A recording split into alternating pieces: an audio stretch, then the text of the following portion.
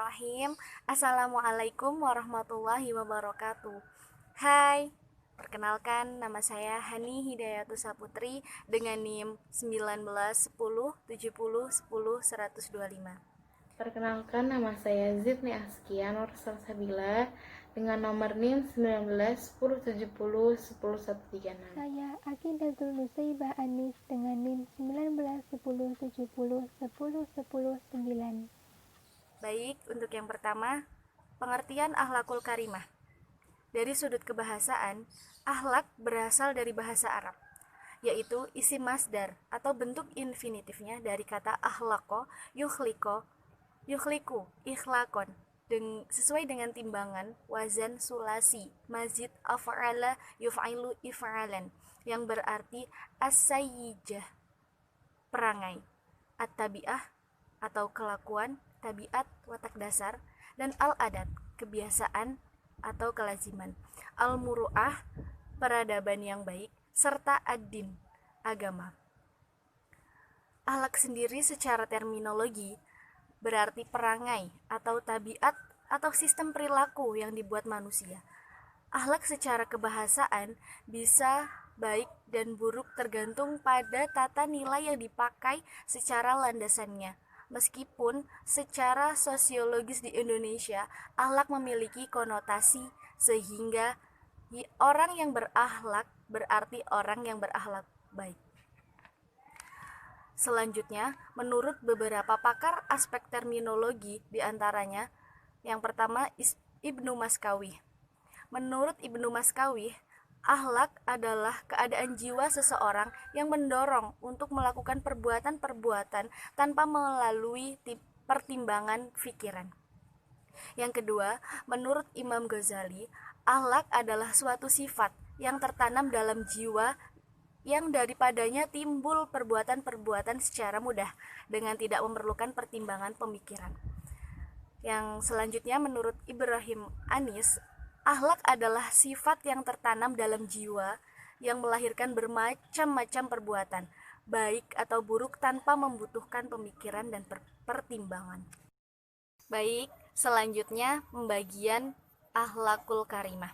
Di sini terbagi menjadi 3. Akhlak terhadap Allah Subhanahu wa taala, akhlak terhadap sesama manusia, dan akhlak terhadap alam. Untuk yang pertama, akhlak kepada Allah Subhanahu wa taala. Bagaimana sih cara kita untuk mendekatkan diri kepada Allah Subhanahu wa taala? Caranya adalah yang pertama, mentauhidkan Allah. Maksud mentauhidkan Allah berarti seseorang itu hanya meyakini bahwa tidak ada Tuhan selain Allah. Hal ini berarti seseorang manusia hanya boleh bergantung kepada Allah Subhanahu wa taala. Yang kedua, beribadah kepada Allah Subhanahu wa taala. Orang yang beriman kepada Allah akan senantiasa melakukan berbagai ibadah seperti sholat, haji, zakat, puasa, dan lain sebagainya. Ibadah tersebut dilaksanakan untuk mendekatkan diri kepada Allah. Yang ketiga, bertakwa kepada Allah. Adapun yang dimaksud dengan bertakwa kepada Allah adalah melaksanakan apa-apa yang diperintahkan dan meninggalkan apa-apa yang dilarang. Takwa ini dapat dilakukan di mana saja, di tempat ramai atau di tempat sepi, sendirian atau tidak ada orang lain, di saat senang ataupun di kala susah. Banyak macamnya. Selanjutnya, yang keempat, berdoa khusus kepada Allah Subhanahu wa taala. Berdoa berarti meminta sesuatu kepada Allah, yakni meminta Allah supaya hajat kita dan kehendak makhluknya itu dikabulkan. Allah Subhanahu wa taala berfirman melalui Al-Qur'an agar manusia berdoa kepadanya, sebab Dia Maha dekat, sedekat urat leher. Allah mendengar pinta hambanya, pinta yang baik. Allah tidak pernah menyalahi janjinya.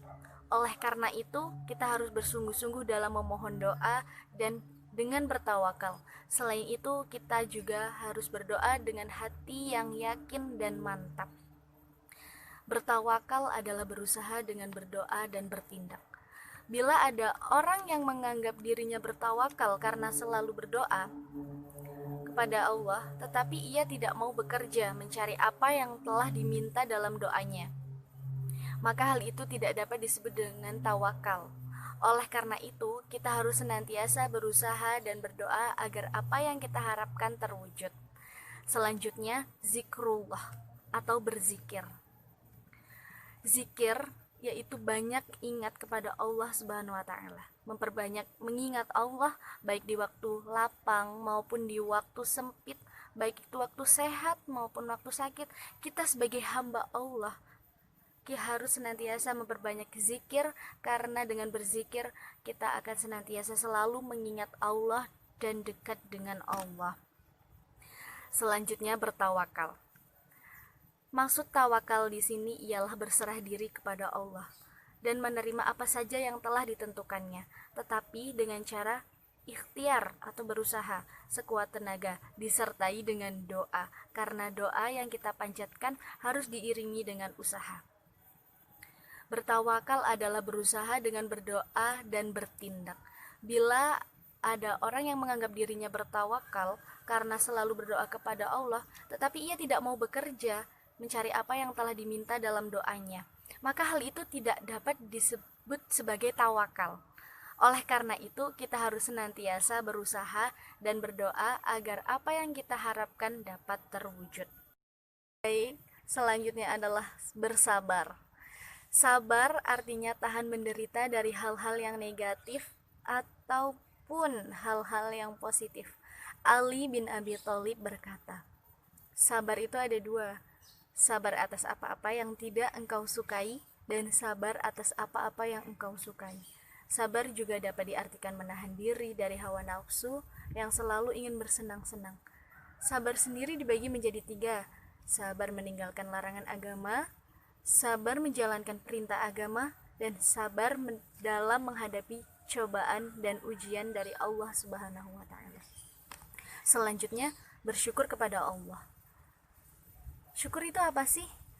Syukur ialah suatu sifat mulia yang wajib dimiliki oleh setiap individu muslim, yaitu menyadari bahwa segala nikmat yang ada pada dirinya itu merupakan karunia dan anugerah dari Allah semata, dan menggunakan nikmat-nikmat itu sesuai dengan ketentuan yang telah ditetapkannya.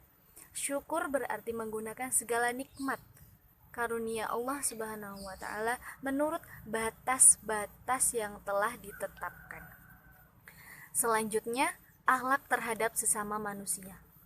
Islam memerintahkan pemeluknya untuk menunaikan hak-hak pribadinya dan berlaku adil terhadap dirinya. Islam dalam pemenuhan hak-hak pribadinya tidak boleh merugikan orang lain. Sikap-sikap yang harus dikembangkan antara lain, yang pertama, menghormati perasaan orang lain dengan cara yang baik seperti yang disyariatkan agama. Jangan tertawa di depan orang yang bersedih. Jangan mencaci sesama manusia, jangan memfitnah, jangan menggunjing, jangan melaknat manusia, dan jangan makan di depan orang puasa. Sifat yang kedua apa sih? Sifat yang kedua adalah memberi salam dan menjawab salam dengan memperlihatkan muka manis, mencintai saudara sesama muslim sebagaimana mencintai dirinya sendiri, dan menyenangi kebaikan. Yang ketiga, pandai berterima kasih. Manusia yang baik adalah manusia yang pandai berterima kasih. Terus selanjutnya, memenuhi janji, karena janji adalah amanah yang harus ditepati ataupun dipenuhi. Selanjutnya, tidak boleh mengejek atau merendahkan orang lain. Yang keenam, jangan mencari-cari kesalahan. Orang yang sering mencari-cari kesalahan orang lain adalah orang yang berakhlakul mazmumah. Nauzubillahi min zalik. Yang terakhir, jangan menawar sesuatu yang sedang ditawar orang lain dalam belanja. Yang selanjutnya, akhlak terhadap alam. Ada kewajiban manusia untuk berakhlak kepada alam sekitarnya. Ini didasarkan hal-hal sebagai berikut. Yang pertama, bahwa manusia itu hidup dan mati di alam, yaitu di bumi. Yang kedua, alam merupakan salah satu yang dibicarakan oleh Al-Quran. Yang ketiga, bahwa alam memerintahkan manusia untuk menjaga pelestarian alam agar kehidupannya menjadi makmur. Selanjutnya, Allah memerintahkan kepada manusia untuk mengambil manfaat yang sebesar-besarnya dari alam agar kehidupannya menjadi makmur. Yang terakhir, manusia berkewajiban mewujudkan kemakmuran dan kebahagiaan di muka bumi. Pun penjelasan selanjutnya yang akan dijelaskan oleh teman saya. Saya akan membawakan poin tentang cara berakhlak dalam Islam.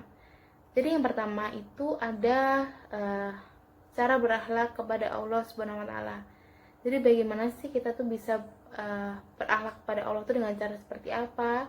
Dengan cara bagaimana?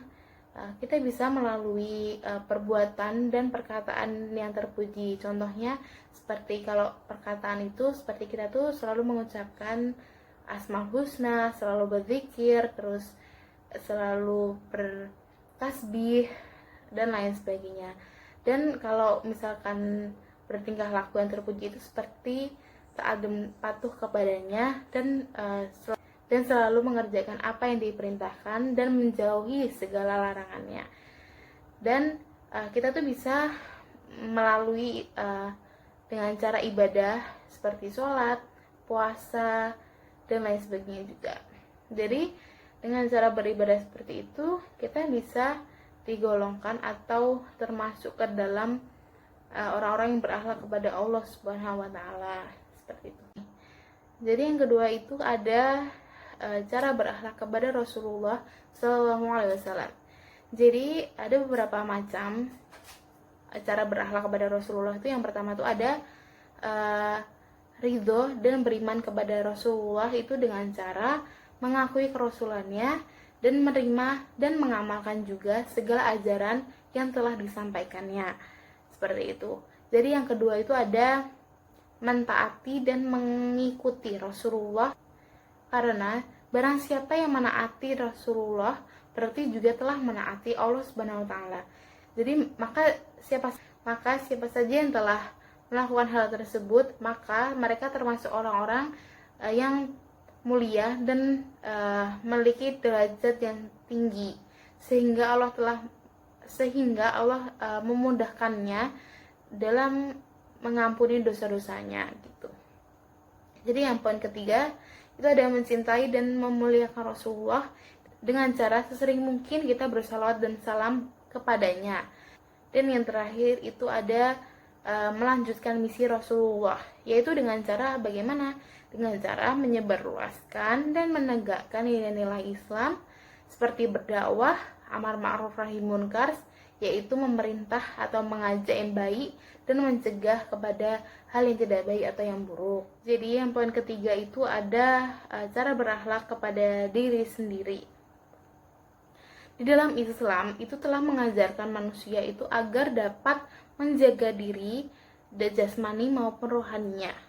Maka dari itu kita itu diwajibkan atau diharuskan untuk mengonsumsi makanan yang halal dan baik ataupun halal thayyiban, supaya makanan yang kita makan itu tuh akan menjadikan organ tubuh kita tuh terpelihara atau terjaga, seperti itu.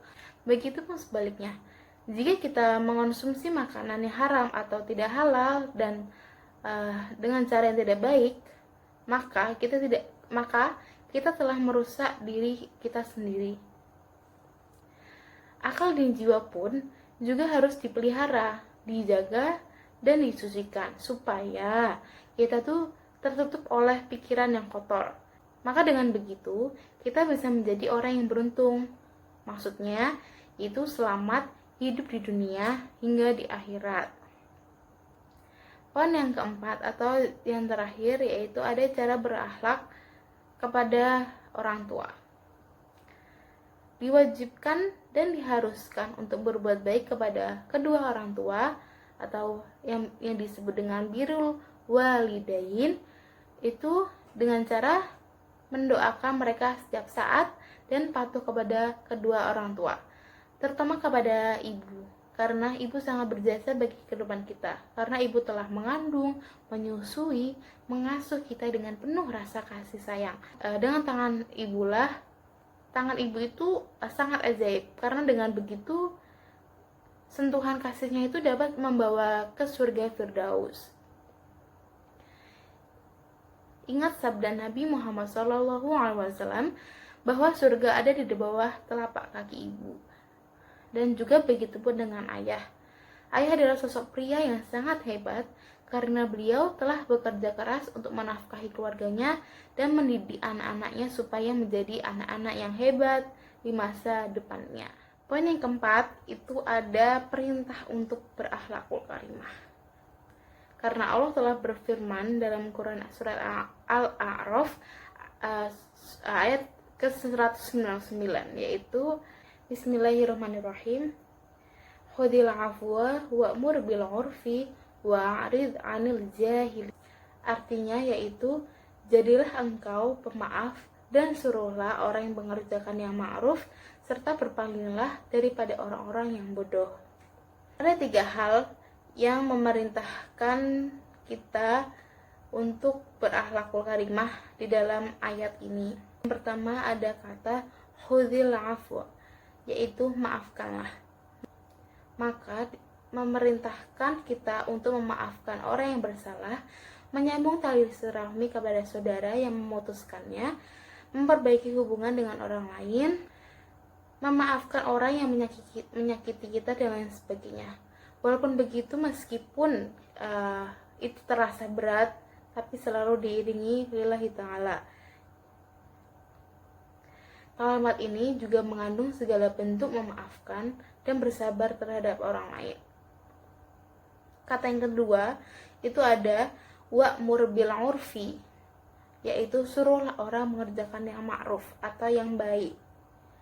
Ini mengandung perintah untuk menyeru atau memerintah kepada segala hal yang dianggap baik dalam syariat, baik berupa perkataan maupun perbuatan. Kata yang ketiga ada wa'rid 'anil jahilin, yaitu berpalinglah daripada orang-orang yang bodoh. Itu mengandung perintah untuk bersabar dan berpaling dari orang-orang yang bodoh. Maksudnya itu orang yang tidak peduli dan taat kepada agama, serta memulihkan diri dengan tidak berdebat dengan. Ini saya akan melanjutkan beberapa materi yang telah disampaikan oleh teman-teman saya. Di sini ada faktor-faktor yang mempengaruhi akhlak. Setiap orang pasti ingin akan menjadi baik, mempunyai kepribadian yang kuat, sikap mental yang kuat, dan akhlak yang terpuji. Apalagi akhlak dan manusia memiliki hubungan yang sangat erat kaitannya. Dengan akhlak, kehidupan manusia akan bermutu. Dengan akhlak, kehidupan manusia akan lebih bermakna. Dengan akhlak, kehidupan manusia akan sempurna dan bahagia. Dengan demikian, pendidikan agama harus diberikan secara terus-menerus, baik faktor keluarga, faktor kepribadian, pendidikan formal atau non-formal, juga lingkungan masyarakat. Yang pertama ada faktor keluarga. Dalam pembinaan akhlak anak, peran orang tua sangat menentukan akhlak seorang anak. Kenapa? Karena akan masuk ke dalam pribadi anak bersamaan dengan unsur-unsur pribadi yang didapatnya melalui pengalaman sejak kecil. Di sini peran orang tua begitu besar dalam mengembangkan perilaku akhlak seorang anak. Yang kedua, faktor kepribadian atau dari orang itu sendiri. Yang kedua ada faktor kepribadian atau dari orang itu sendiri. Apabila manusia telah mencapai tingkat mukhalaf, maka menjadi tanggung jawab seseorang tersebut untuk mempelajari dan mengamalkan ajaran agama Islam. Kalau ditarik dalam istilah pendidikan Islam, orang mukhalaf itu orang yang udah dewasa, sehingga sudah semestinya ia bertanggung jawab terhadap apa yang harus dikerjakan dan apa yang harus ditinggalkannya. Yang ketiga, faktor lingkungan. Lembaga non formal akan membawa seseorang berperilaku yang lebih baik karena di dalamnya akan memberikan pengarahan-pengarahan terhadap norma-norma yang baik dan buruk. Misalnya, pengajian, ceramah yang akan memberikan pengarahan yang baik. Tak ada seorang mubalik yang mengajak hadirin untuk melakukan perbuatan yang tidak baik. Dengan demikian, pendidikan yang bersifat non-formal ini terfokus pada agama ternyata akan mempengaruhi pembentukan akhlak pada diri seseorang. Yang keempat, ada faktor visual dan audiovisual. Bukan hanya pengaruh dari lingkungan, tapi masih banyak lagi seperti TV, majalah, dan tayangan-tayangan lain yang bisa memberikan banyak pengaruh pada kepribadian anak dan tingkah laku anak. Misalkan seorang anak melihat tayangan-tayangan barat dan film-film porno, maka kalau anak-anak ini lepas pengawasan dari orang dewasa atau dari orang tuanya, anak-anak ini bisa terpengaruh dampak negatifnya dari film-film tersebut. Disinilah pentingnya peran penanaman akhlak yang telah ditanamkan oleh kedua orang tuanya yang berguna sebagai fitur perkembangan yang telah terjadi pada zaman yang penuh globalisasi ini. Yang keenam, yang selanjutnya ada ponsel dan game online. Ponsel atau telepon seluler atau telepon tanpa kabel telah menjadi kebutuhan. Alat ini diciptakan untuk memudahkan orang berkomunikasi dengan orang lain walaupun tanpa berhadapan dengan orang tersebut. Anak-anak yang dengan mudah mengakses dari gadget yang mereka miliki yang tanpa pengawasan yang baik oleh orang tuanya, banyak anak-anak yang terjebak dalam adiksi kekerasan, juga pornografi. Ini merupakan faktor yang mempengaruhi dalam pengertian negatif untuk pembentukan akhlak pada anak. Yang selanjutnya ada penerapan etika dan akhlakul karimah dalam kehidupan sehari-hari. Sebenarnya ada banyak macam cara untuk menerapkan akhlakul karimah dalam kehidupan sehari-hari. Di sini saya mengambil beberapa dari sekian banyak etika dan akhlak dalam penerapan di kehidupan sehari-hari. Pertama, ada etika dan akhlak ketika berpendapat. Berbaik sangka kepada orang yang berbeda pendapat dengan kita dan tidak menuduh buruk niatnya. Berpegang teguh dengan etika berdialog dan menghindari perdebatan bantah-membantah. Juga menghindari sikap show atau ingin tampil dan membela diri dan nafsu. Ikhlas dan mencari yang hak serta melepaskan diri dari nafsu di saat berbeda pendapat. Kemudian etika dan akhlak ketika bercanda. Hendaknya percandaan itu adalah benar, tidak mengandung dusta, dan hendaknya percandaan tidak mengada-ngada cerita-cerita khayalan supaya orang yang mendengarnya itu tertawa. Rasulullah SAW bersabda, celakalah bagi orang yang berbicara lalu berdusta supaya dengan orang yang banyak jadi tertawa. Celakalah baginya dan celakalah. Selanjutnya etika dan akhlak ketika di jalan. Menyingkirkan gangguan dari jalan, kayak bisa menyingkirkan batu, menyingkirkan duri, atau menyingkirkan benda-benda lain yang mengganggu di jalan, itu merupakan sedekah yang karenanya seseorang bisa masuk surga. Dari Abu Hurairah radhiyallahu anhu diriwayatkan bahwa Rasulullah SAW bersabda, ketika ada seseorang sedang berjalan di suatu jalan, ia menemukan dahan berduri di jalan tersebut, lalu orang itu menyingkirkannya, maka Allah bersyukur kepadanya dan mengampuni dosanya. Di dalam suatu riwayat disebutkan maka Allah memasukkannya ke surga. Sekian dari kelompok kami, kurang lebihnya kami mohon maaf. Billahi taufiq wal hidayah, wassalamualaikum warahmatullahi wabarakatuh.